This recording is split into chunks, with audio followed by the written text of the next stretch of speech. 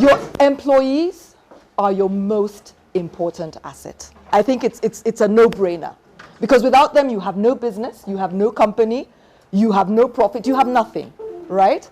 And so the role that you all play here is so critical to any business, because if you're able to get your employees engaged and excited and loving what they do, then you are able to actually exceed any normal business. As long as you're able to get your employees engaged, you're able to actually enable the business achieve greater results. And we're going to see some numbers that actually, confirm the fact that engaged employees actually deliver results.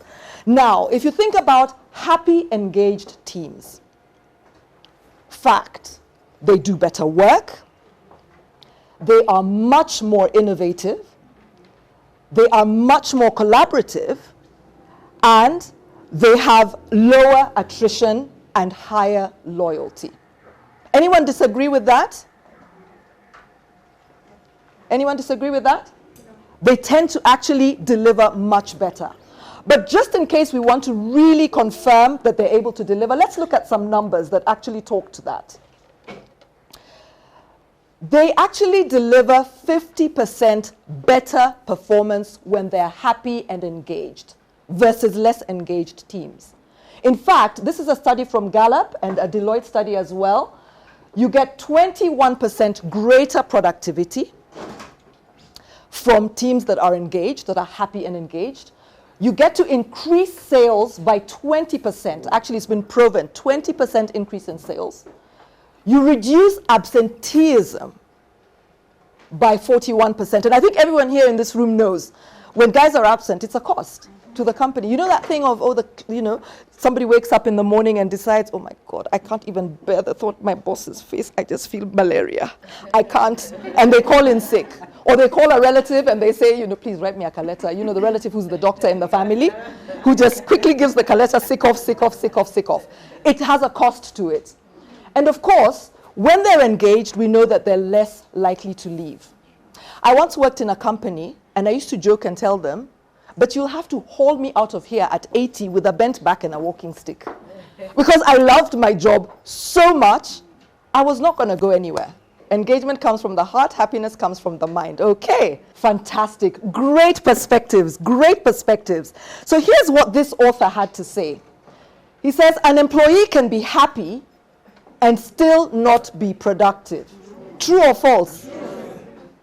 I can be completely happy, skipping along, I come, I disrupt, I talk to you, I go to you, I talk to you, and then the day is over, right?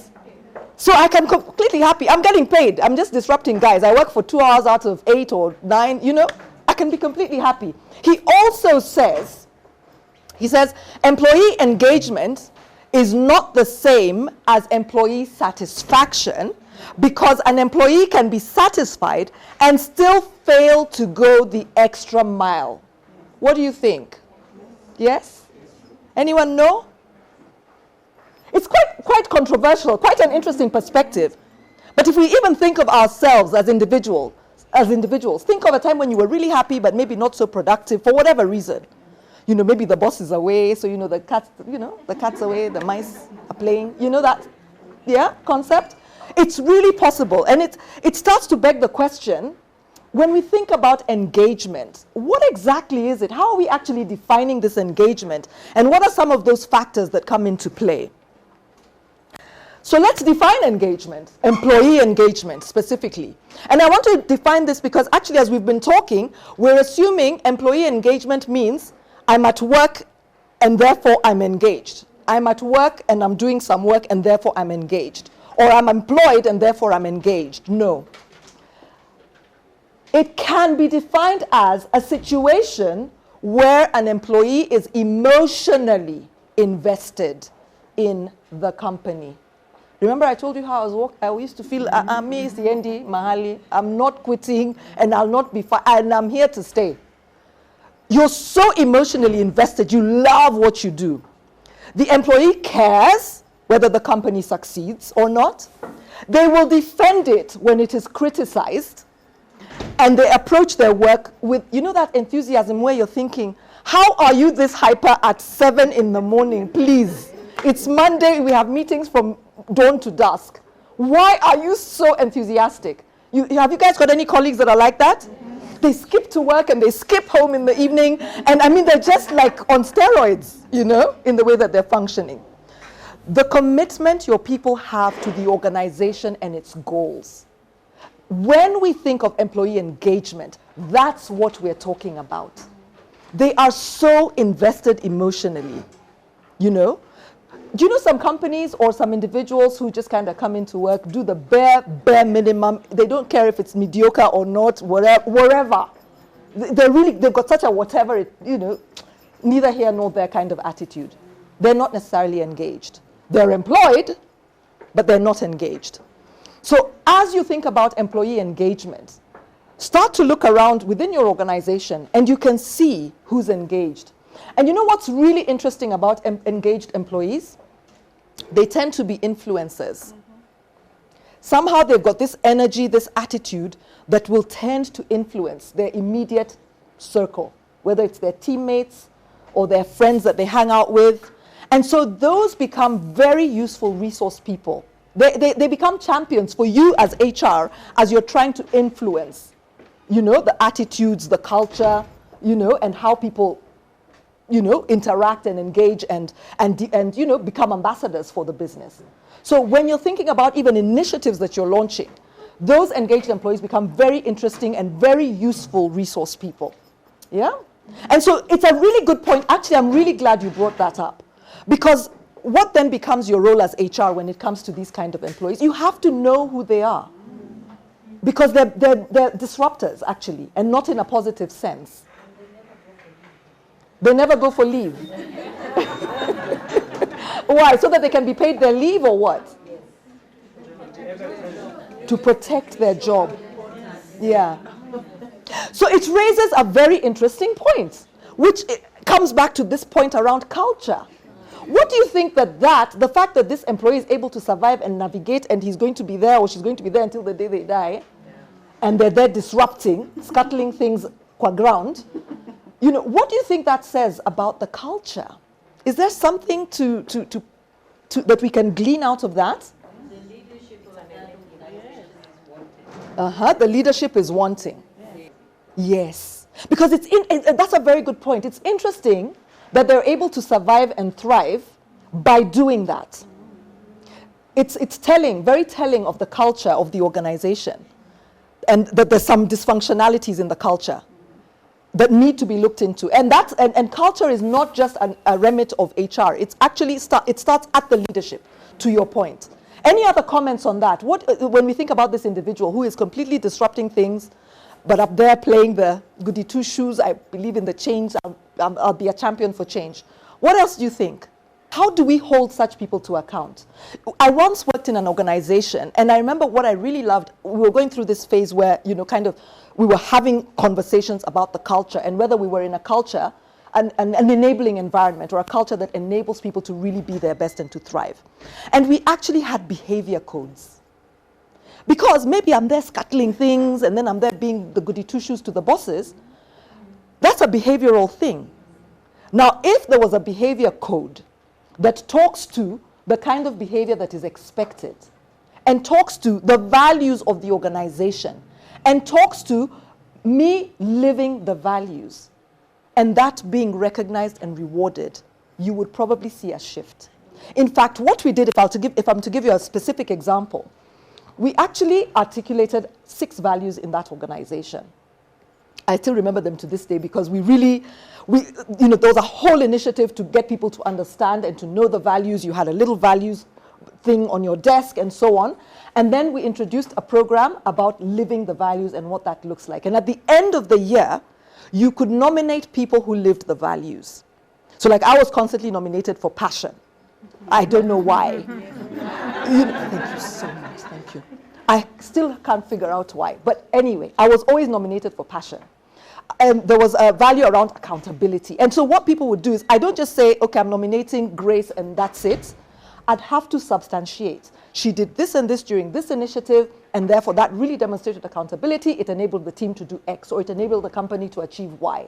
And you had to substantiate. And then there was a values committee that evaluated that, the individuals and the entries or the submissions. And then in the end, at the end of your event, we had the values awards.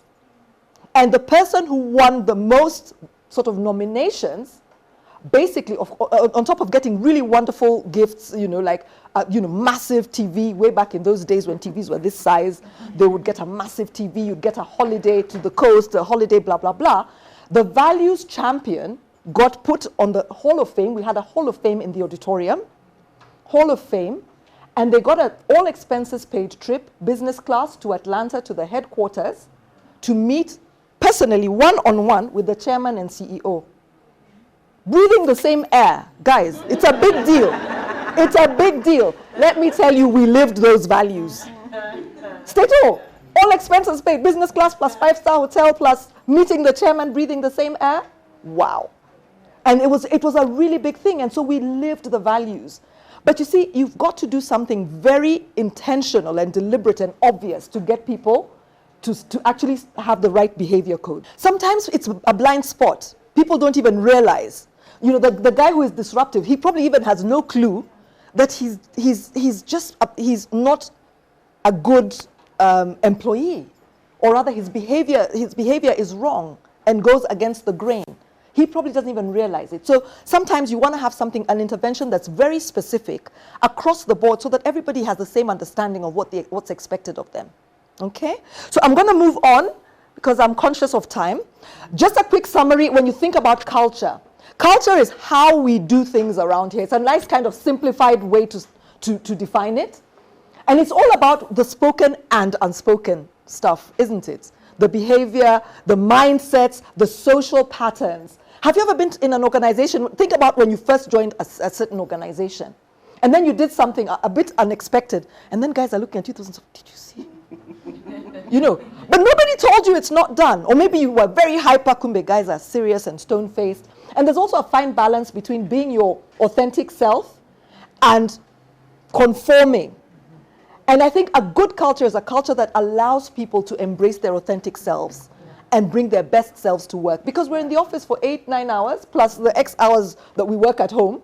So you want to be able to be your authentic self, not to pretend to be something or someone you're not. Yeah? So leaders often, sort of assume this culture thing is for HR. They let it go. But they have a very specific role. It's everyone's business, not just HR's business. Okay? And culture is a really deep, it's a wonderful conversation that we could talk on for hours, but we probably won't do that in much depth today. What I'll do is I'll just jump to 8 practical tips to think about that are based actually on my personal experience. I've worked for like 30 years, but I stopped counting when I realized, oh my God, I've worked for so long. Who's counting? I feel 21, but anywho. So, engagement as part of onboarding. You all do onboarding in your organizations, right? How do you start to, talk about this whole thing of engagement and what it is and make people feel a part of the organization? Engagement is led by leaders. And it's a two-way conversation on needs and on expectations. Think about the values and the identity of the organization. I once worked in an organization where we do the onboarding, and I would do the onboarding around, what was it called? I can't remember the segment that I used to handle, but it was really all about telling people, when you buy competition, you're taking money off your own plate. You're taking money out of your own, food off your own plate or money out of your own pocket. And I always talked about that when I did the sessions, because actually when I was onboarded, that was what I was told. And I'll tell you honestly, my daughter never consumed a competitive product for the 14 years that I was there, ever. And she defended this company as if she was being paid a salary alongside me. It was great. If that was VAT. Well, yeah, okay. Fortunately, it wasn't. But I mean, it was that kind of thing where we bought into this thing, the identity, it really became a part of who we are. And when I quit that company many, many years later to join another company, and my daughter and I had taken a trip before I started the new job, and we were in the lounge at the airport, and I told her, let's grab some drinks. And they only had a competitive product. And she came and said, oh my, we were with one of her little friends, and she said, oh my God, Mom, they don't have, this particular product. And I said, that's okay, sweetie, just drink what's there. She said, no. And I said, Mama, they don't pay us anymore, it's okay. And she said, it's okay. And that Christmas, what was really interesting, we have some families that we would always celebrate Christmas with. And all the kids, by the time we came together, 3, 4 families, all the kids would be together. And I'd forbidden all my friends to take competitive products. Never you mind me. The loyalty was complete. I had forbidden all my friends. They were not allowed to have competitive products, please. Otherwise, you're taking food out of my child's mouth. That Christmas, you should have seen the kids. One of them was older, so he could drive. So he bundled all the kids in the car. They rushed off to the supermarket and bought every single product they could find in all shapes and sizes, competitive ones. Because it was the first time they were given open permission that now you can consume what you want. But it really just goes to show sometimes that, when you onboard them and get them to embrace and internalize the brand and the business, and that they, as that one individual, have a role to play, you'd be amazed at how they start to feel that ownership. The second thing is around making feedback and communication a practiced art. There are many organizations where you can't even open your mouth. People whisper. I remember one organization where the big boss would appear and you'd see guys scattering, running, legs almost breaking, as they run and duck into an office. And I'd be standing in the corridor thinking, maybe I want to say hello, But I didn't understand. They were so scared of him and they couldn't talk. For whatever reason, I guess the culture at that time was so bureaucratic maybe that there was no openness. So how do you make feedback and communication a practiced art? Because that's how you get insights. You have to find a way to make it a safe space. You want to enable people to understand the goals and the vision of the company, but also their individual contribution to the company. Try and create an environment for safe conversations. That means also holding people to account when they're not doing it. Because there are leaders, in organizations, there's the culture and then there's the subcultures, right? Yeah. There are some leaders who create such a toxic culture, and you need to be able to call them out. You first, as the first port of call as HR, because when an employee comes and complains, sometimes they're not direct or specific about what they're complaining about, right? So think about that, and how do you make sure that you're holding these leaders accountable? Back to the behavior codes. Yeah, so that's really something that I found really effective. In fact, we had them as little cards that we carried around in our wallets, lest anyone forget, The third thing is around passion projects. You want to unleash collective energy. So how do you trigger people's passions? Now, some people may be in a job because it pays the bills. Some people may be in the job because they love the job. Some people may be in the job because, oh my God, this is the purpose. They're just living their purpose every day. Whatever the reason might be, there's a really interesting opportunity around passion projects. And these are really just kind of easily implementable things. So sometimes, maybe it's CSR related. Maybe somebody's really passionate about social impact, but their job is in finance. How do you encourage that? We once I had a colleague, and she was, very passionate about this gender-based violence space, way, way back before it became, a very visible and very spoken about, more open conversation. And so she came to me and said, you know what, Achieng, I really want to do something around gender-based violence.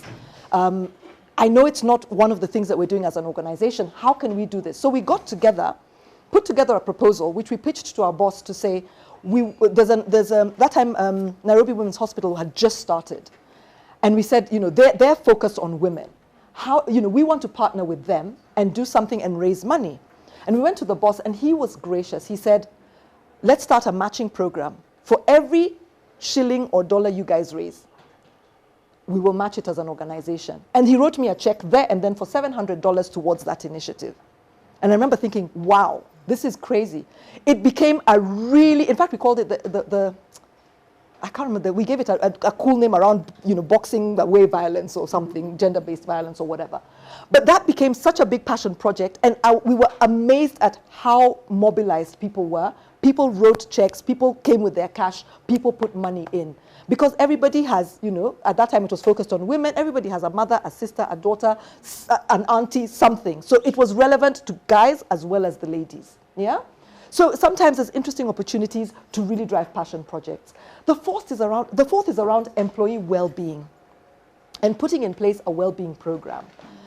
People want to be well. So how do you make sure that you're ensuring that they're well? You're ensuring that they're being valued, you're ensuring that they're being heard. Listen to hear. And you're ensuring that they're being grown. Yeah? There are opportunities for their growth. I had a boss who would always tell me, how are you? And he'd never wait for my answer. You know, it's personal. Till today, I used to think, what the heck? Why are you asking if you're not interested in knowing? You know, what if I just threw my laptop on the floor and said, I'm not fine? How will you react then while you were busy on your phone? Don't ask me. You know, and so that was a very transactional relationship because I hated that he asked and never waited to hear. People want to also be heard. They want to be valued. Value sometimes comes in just the simple things as saying, you're doing a great job, or thank you for XYZ, or it's so great that we can always count on you. You're always in the office early. I'm sure all of you guys are always in the office early because you were here so early. You know, sometimes it's in the little things, you know. Or, you know, we had another initiative, the Employee Assistance Program, where you could actually get support for any mental health and wellness issues you're going through. This is, guys, this is in the 90s and 2000s. This is not post-COVID. So for me, that was such a big deal. You know, you could actually get, you know, to speak to a therapist if you were struggling with anything. And so they destigmatized it way back in the day when it was so stigmatized, and it probably still is stigmatized. So employee well-being is so important. Beyond just the salary or even the medical, there's all these other factors that come in that constitute well-being, and you need to be able to sort of keep up in touch with the trends around that space. Okay. Now, celebrate employees, big and little wins. You know, our differences make us stronger, so celebrate people's differences. We had a bell system in one organization. When somebody did something brilliant, you could go to the bell and ring it, and it would stop everybody, and you say, I just want to recognize James today because he did this and this and this. And it could be the tiniest little thing. You know, maybe he filled in for someone in a very important meeting, or they closed the deal, whatever the case might be. How are you celebrating employees? I remember one day, we were short of staff, and I was playing two roles, double hatting, and we had this really big global initiative that we had to launch all across the business units. So over and above my day job, I was doubling up to manage that project on behalf of our regional head. Imagine and we did a wonderful exemplary thing, and we had a couple of people from corporate in the UK coming in and blah, blah, blah. Imagine my delight when I got a check for $2,000. $2,000. And it was called the Spot Award. I was like, what is this? It was a Spot Award for having done that thing without complaining. Me, I was just working because, you know, work is work. You know, wera ni wera. You know, let's work. But somebody somewhere recognized that I went over and above. I worked through the night, and they wanted to recognize me, the boss, and I guess maybe a couple of other senior members of the team. So sometimes you know, recognizing employees, Spot Awards in many different ways count. Output, not presence. How many of you have heard people saying, so-and-so is not working, they didn't come to the office in these last 2 years? What's up with that? I could be sitting there and be on Facebook. You know, presence does not mean equal output, right? So, you know, think about some of those things. Give people the tools so that they can work optimally. They don't have to be physically there to be working. They could be working from anywhere. Think about training, process and teamwork. How are you encouraging process and teamwork? And then mastery, not competition. You know, back to the example of the guy who scuttles things. He's feeling competitive. And yet he's got so much experience, he could be using that mastery to grow others. Yeah? Infuse fun at work. I'm tempted to ask what you do to infuse fun at work, but I know we're short of time. So think about it consciously. What are you doing to infuse fun at work? Yeah? And lastly, informal connection activities. I found these to be really useful. Coffee chats, buddy groups. You know, when somebody's new to an organization and they're feeling completely lost and startled and scared, and they'll never show it, but sometimes it helps to know that there's somebody you can just talk to. How are we making sure that we're doing that? Team building. One organization, it's a client of mine, and they actually do reading, because they're in publishing, they do reading with kids. They go to homes or schools, like low-income schools, and they just read to the kids. And that team, they're tight. It's really powerful. So think about some of the activities that you can do in that area. So in summary, a quick way to remember it. Lead. Leadership, enablement, alignment, and development. Leadership in that. People want to be kept informed. So as you think about even just your employee engagement, some of the factors to think about as you're tracking it, and there's lots of great examples on employee engagement surveys and how you structure and run those. There's lots of free tools online, but leadership is really keeping them informed, organization vision and goals, and how their role fits into that, so that they feel, even the tea lady feels she has a job to do. She contributes in such and such a way.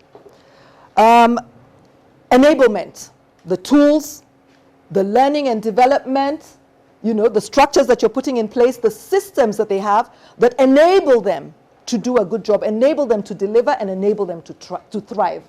Alignment. How are you making sure that there's alignment in the individual's roles, that they get that recognition, that there's aligned decision making?